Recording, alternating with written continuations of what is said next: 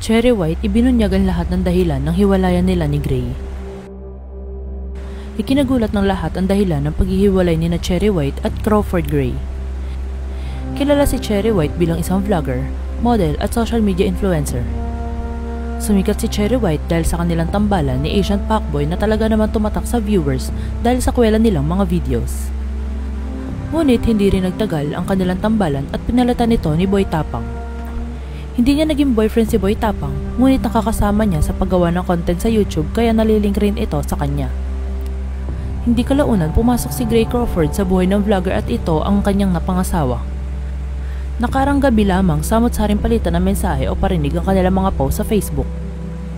Gumawa rin ng video si Cherry White at inilabas ang kanyang mga hinaing sa kanilang relasyon ni Gray. Aniya, pinagseselosan na raw ni Gray si Asian Fuckboy dahil malapit ito kay Cherry White. Ngunit git ni Cherry White, kaibigan lamang niya ito simula 2019.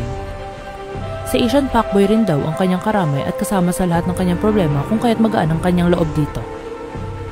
Inamin rin ni Cherry White na nagbago raw ang trato ng kanyang asawa sa kanya nang malaman nitong buntis ito sa kanilang anak. Aniya, nagpa-opera raw siya dahil nawala ang kanilang anak dahil ito ay ectopic pregnancy. Ngunit habang nasa ospital siya ay nagpapakasayaw raw si Gray sa bar at hindi siya inaalagaan sa panahong kailangan niya ang asawa. Dagdag pa nito, tumanggi raw magbayad si Gray ng kanyang hospital bills.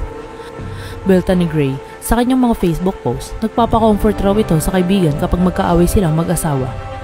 Nahuli rin daw niya si Cherry White na kasama ang tropa nito sa isang bakasyon nang hindi niya alam. Ilan ito sa mga dahilan ng kanilang hiwalayan at agad naman ito inulan ng reaksyon ng netizens dahil sa pagmamalupit ni Gray kay Cherry White. Samantala, wala pang ibinahagi sina Cherry White at Asian Fuckboy kung sila ay magpa-file ng annulment o itutuloy ang kanilang relasyon kapag nagkaayos ang mag-asawa.